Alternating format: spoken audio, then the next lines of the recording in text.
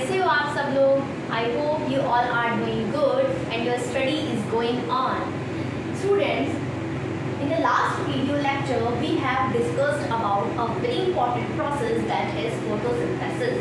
हमने last video lecture में एक overview लिया था एक बहुत important process का जिसका नाम है photosynthesis. तो आप सब मुझे बताइए कि क्या होती है photosynthesis? सभी बच्चे कमेंट करेंगे, जल्दी बताएंगे what is photosynthesis? Yes, when the plants make their own food in the presence of sunlight and chlorophyll is called photosynthesis.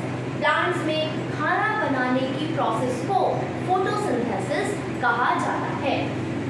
Students, जैसे कि आप सभी जानते हैं कि आपका बोर्ड है और बोर्ड के पर्पज से आज ये वीडियो लेक्चर बहुत इंपॉर्टेंट होने वाला है क्योंकि आज मैं एक बहुत इंपॉर्टेंट प्रोसेस को आगे डिटेल में पढ़ाने वाली हूँ जिसका नाम है फोटोसिंथेसिस. और हर साल बोर्ड में इससे रिलेटेड 2 से 3 क्वेश्चंस आते ही आते हैं. वो MCQ बेस्ड आए, शॉर्ट्स आए या फिर एक लॉन्ग क्वेश्चन आए. तो ये वीडियो लेक्चर बहुत इंपॉर्टेंट होने वाला है. आप साथ के साथ नोट डाउन करते चलिए और साथ के साथ समझते चलिए. देखिए, आज मैं आपको कुछ इवेंट्स बताऊंगी that occurs during the process of photosynthesis. जब फोटोसिंथेसिस होती है तो कौन सी ऐसे इवेंट्स हैं जो टेक प्लेस होते हैं. तो चलिए बात कर लेते हैं. देखिए, during this process, during photosynthesis, solar energy is converted into chemical energy and carbohydrates is formed. देखिए क्या होता है जब फोटोसिंथेसिस की प्रोसेस होती है ना, तो सन की लाइट, जो सोलर एनर्जी होती है, सन की लाइट होती है, सन होता है, तो पेड़ क्या करते हैं, सन की लाइट को एब्जॉर्ब करते हैं, सन की एनर्जी को, सन की लाइट को यूज करते हैं अपनी फोटोसिंथेसिस की प्रोसेस को कंटिन्यू करने के लिए.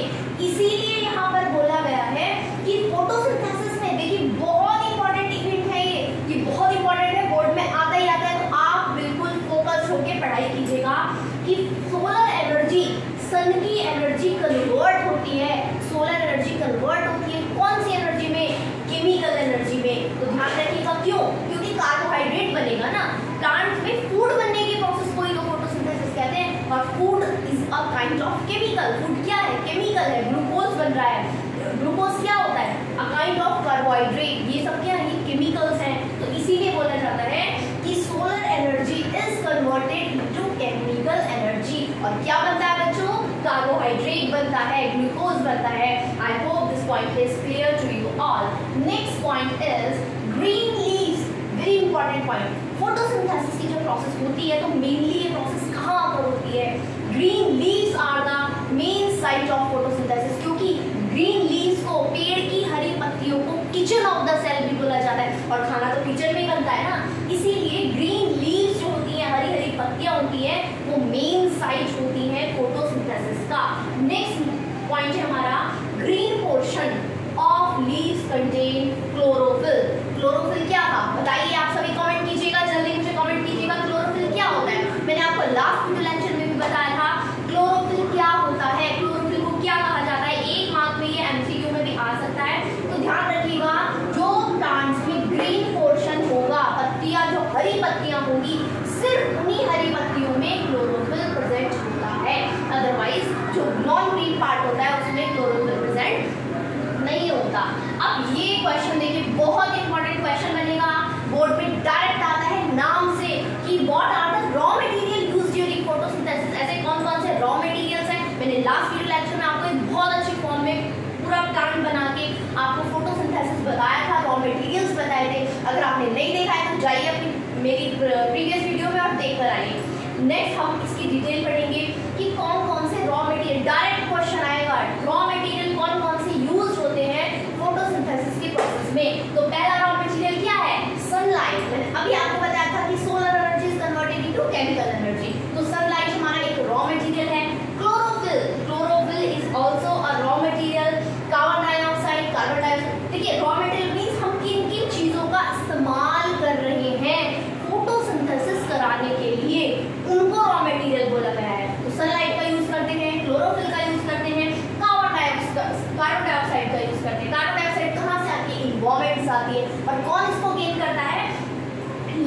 इसको एब्जॉर्ब करती हैं कार्बन डाइऑक्साइड को थ्रू स्ट्रोमेटा। अभी मैं आपको उस पर एक इंपॉर्टेंट क्वेश्चन और बताऊंगी, तो आप उसको भी नोट कर लीजिएगा। देखिए कार्बन डाइऑक्साइड कहाँ कौन से पार्ट से एंटर होता है, तो स्ट्रोमेटा से एंटर होता है। स्ट्रोमेटा लीव्स में प्रेजेंट होती है।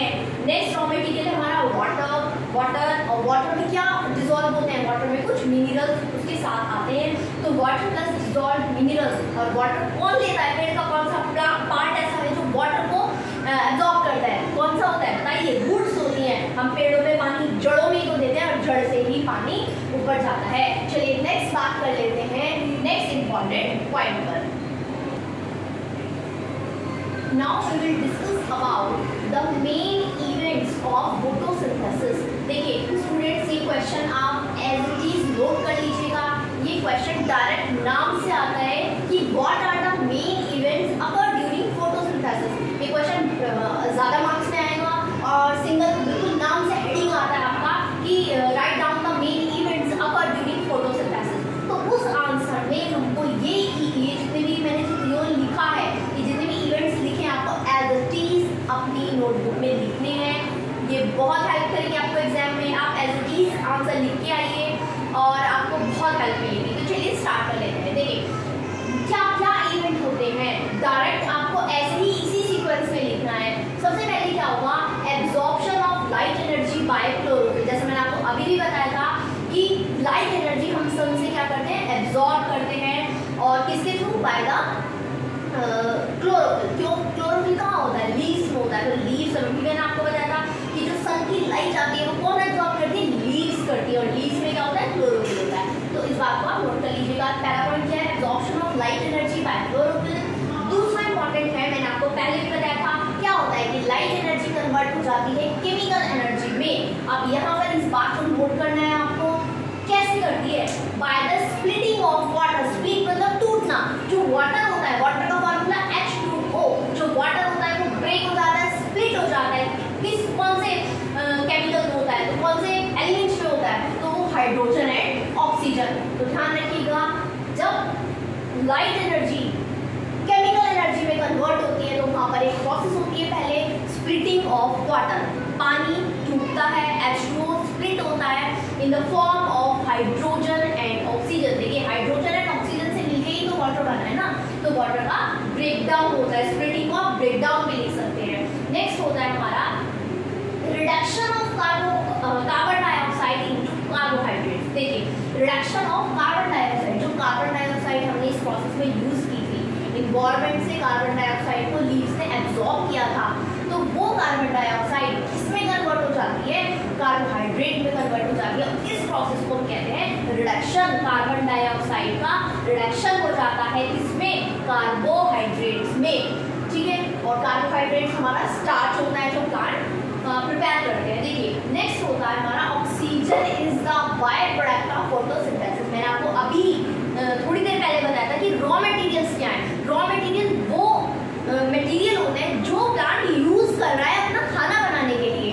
अब यहाँ पर नेक्स्ट पॉइंट है बाय प्रोडक्ट। जब खाना बनाने की प्रोसेस को कर रहा था तो कुछ रिलीज भी तो करेगा ना, उसको बाय प्रोडक्ट बोलते हैं, जो रिलीज होता है। तो रिलीज यहाँ पर क्या होता है, ऑक्सीजन रिलीज होती है, जो ऑक्सीजन हम प्लांट से एब्जॉर्ब करते हैं। तो yes, oxygen is the by product of photosynthesis. जब फोटोसिंथेसिस की प्रोसेस होती है, जब आपने रिएक्शन, मैंने आपको लास्ट वीडियो लेक्चर में जाइएगा जरूर देखिएगा, मैंने आपको पूरी रिएक्शन समझाई थी, बैलेंस करना भी बताया था कि carbon dioxide plus water in the presence of chlorophyll and sunlight, और क्या बनता है हमारा, कार्बोहाइड्रेट बनता है। रिलीज क्या होती है, ऑक्सीजन रिलीज होती है। अब देखिएगा यहाँ पर जो कार्बोहाइड्रेट होते हैं, कार्बोहाइड्रेट यहाँ पर बन गया भाई, कार्बन डाइऑक्साइड की और वाटर की रिएक्शन हुई, किसके प्रेजेंस में, सनलाइट की प्रेजेंस में, क्लोरोफिल की प्रेजेंस में, और क्या बना था, मैं इतनी देर से बता रही हूँ क्या बन रहा है, कार्बोहाइड्रेट बन रहा है। तो वो कार्बोहाइड्रेट स्टार्च की फॉर्म में, प्लांट्स में स्टार्च होता है, स्टार्च की फॉर्म में स्टोर हो जाता है। तो ध्यान रखिएगा, कार्बन डाइऑक्साइड जो कार्बोहाइड्रेट है हमारा, वो कन्वर्ट हो जाता है स्टार्च में और स्टोर हो जाता है लीव्स में और जितने भी अदर स्टोरेज पार्ट होते हैं। Now we will talk about a very important structure that is stromata. जैसे मैंने अभी आपको थोड़ी देर पहले ही बताया था कि जो फोटोसिंथेसिस हो रही है वो लीव्स में हो रही है। कार्बन डाइऑक्साइड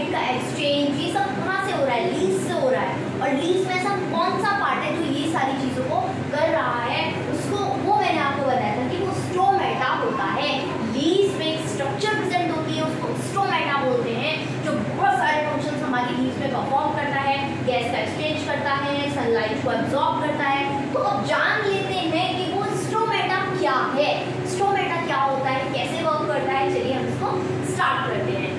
देखिए स्टूडेंट्स, ये लेक्चर बहुत इंपॉर्टेंट होने वाला है, तो आप प्लीज वीडियो को पूरा देखिएगा, अच्छे से चीज़ों को समझिएगा, रिलेट कीजिएगा, तभी आपको ये चीज़ें माइंड में सेट हो पाएंगी और आपको कभी भी याद करने की ज़रूरत नहीं पड़ेगी। और हाँ, स्ट्रोमेटा से भी क्वेश्चन आता है, डायरेक्ट क्वेश्चन आता है, फंक्शन ऑफ स्ट्रोमेटा बताइए। और ये जो डायग्राम है, आपको ये डायग्राम डायरेक्ट दे दिया जाता है, आपको उसकी लेबलिंग करनी होती है। डायरेक्ट आपको डायग्राम बना के दे देंगे स्ट्रोमेटा का कि लेबलिंग कीजिए, या फिर उसके किसी भी पार्ट का फंक्शन पूछ लेते हैं, तो प्लीज आप इसको जरूर देखिएगा। देखिए अब बात करते हैं कि स्ट्रोमेटा क्या है। जैसे हमारी लीफ, ये क्या है कि पत्ती है, लीफ है। अब यहाँ पर ऐसे स्ट्रक्चर प्रेजेंट होती है स्ट्रोमेटा, लीफ में स्ट्रक्चर प्रेजेंट होती है स्ट्रोमेटा। अब देखिए स्ट्रोमेटा जो होता है वो लीफ के साथ साथ स्टेम में भी होता है। स्टेम होती है ना, तना होता है, उसमें भी स्ट्रोमेटा प्रेजेंट होता है। लेकिन बेसिकली अगर मैं आपको लीफ की बात बताऊं तो ऐसे लीफ होती है, यहाँ पर स्ट्रक्चर प्रेजेंट होता है स्ट्रोमेटा। तो अब स्ट्रोमेटा क्या है? Stomata are tiny pores, tiny means बहुत छोटे छोटे, माइन्यूट, बहुत छोटे टाइनी पोर्स, पोर्स मतलब छिद्र, छेद, छोटे छोटे टाइनी पोर्स होते हैं जो कहाँ पर प्रेजेंट होते हैं? इन the epidermis of leaf. What is epidermis here? Epidermis क्या होती है? आउटर कवरिंग जो होती है पत्ती की, जो सतह होती है, उसको हमने क्या बोला? एपिडर्मिस बोला। एपिडर्मिस एक अपर लेयर होती है जिसको हमने क्या बोला है? एपिडर्मिस बोला जाता है। और हमारे जो टाइनी पोर्स स्ट्रोमेटा प्रेजेंट होते हैं वो कहाँ पर प्रेजेंट होते हैं? इन द एपिडर्मिस ऑफ लीव्स और स्टेम्स में भी होता है, जैसे मैंने आपको अभी बताया है। अब ये क्या होता है? इसके अंदर क्या होता है? स्ट्रोमेटा के अंदर, स्ट्रोमेटा के अंदर क्या होता है? Gas exchange. भाई प्लांट्स क्या करते हैं? कार्बन डाइऑक्साइड को लेते हैं, ऑक्सीजन को छोड़ते हैं, ये सारी प्रोसेस स्ट्रोमेटा के थ्रू होती है। तो अब यहाँ पर आप देखिएगा, stomata are the tiny pores present in the epidermis of leaves और stem through which gas exchange, ये मेन है line, through which gas exchange and transpiration अगर। अभी ट्रांसपीरेशन क्या है? देखिए डायरेक्ट क्वेश्चन आ जाता है ट्रांसपीरेशन के बारे में, तो आप ट्रांसपीरेशन आपको पता होना चाहिए कि व्हाट इज ट्रांसपीरेशन। देखिए मैं आपको बहुत सिंपल लाइन में ट्रांसपीरेशन बताती हूँ। पत्ती पर से, जो लीफ होती है, लीव्स पर से पानी का भाप बन के उड़ना। पेड़ की पत्ती, पत्ती पर से, लीव्स पे से पानी का भाप बन के वेपर्स की फॉर्म में उड़ना, उसको प्रोसेस को ट्रांसपीरेशन बोलते हैं। I hope that is clear to you. तो स्ट्रोमेटा क्या करता है? गैस एक्सचेंज करता है और ट्रांसपीरेशन करता है। आपको स्ट्रोमेटा समझ आ गया होगा, आई होप। अब बात कर लेते हैं फंक्शंस क्या है स्ट्रोमेटा। डायरेक्ट क्वेश्चन आएगा कि स्ट्रोमेटा के फंक्शन बताइए। अभी मैंने आपको बताया स्ट्रोमेटा का मेन फंक्शन क्या होता है? Exchange of gases. कौन सी gas? Oxygen and carbon dioxide. Carbon dioxide लेगा और ऑक्सीजन को छोड़ेगा। तो exchange of gases is the main function of stomata. Next, अभी मैंने आपको बताया loss a large amount of water in the form of water vapour during transpiration. तो यही तो ट्रांसपीरेशन है। लीव्स पर से पानी का भाप बन के वेपर की फॉर्म में उड़ना इज कॉल्ड ट्रांसपीरेशन। तो loss a large amount of water in the form of, किस फॉर्म में उड़ता है पानी? भाप की फॉर्म में, वाटर वेपर की फॉर्म में ड्यूरिंग ट्रांसपीरेशन। नेक्स्ट इंपॉर्टेंट, यहाँ से क्वेश्चन आएगा। देखिए स्ट्रोमेटा की स्ट्रक्चर, अब ये पॉइंट मैं आपको तब बताऊंगी, पहले मैं आपको स्ट्रक्चर से बता देती हूँ। देखिए ये स्ट्रोमेटा की स्ट्रक्चर है। दो स्ट्रक्चर आपकी एनसीईआरटी में दी गई है, दोनों स्ट्रक्चर की प्रैक्टिस कीजिएगा, बार बार प्रैक्टिस कीजिएगा। ओपन एंड क्लोज स्ट्रोमेटा आपकी एनसीईआरटी में गिवन है। Open structure and close structure of stromata बनाने की प्रैक्टिस कीजिएगा। डायरेक्ट क्वेश्चन आ सकता है कि आप बनाइए, आपको किसी भी क्वेश्चन में इस्तेमाल हो सकता है मार्क्स लेने के लिए। टीचर के पेन से मार्क्स निकालना बच्चों एक कला होती है, वो कला आपको आनी चाहिए, वो मैं आपको सिखाऊंगी। तो आपको किसी भी आंसर राइटिंग में जरूरत हो सकती है दोनों डायग्राम्स को बनाने की, तो इसीलिए आप इन दोनों डायग्राम्स की प्रैक्टिस कीजिएगा। तो अभी हम बात कर लेते हैं कि क्लोज स्ट्रोमेटा है और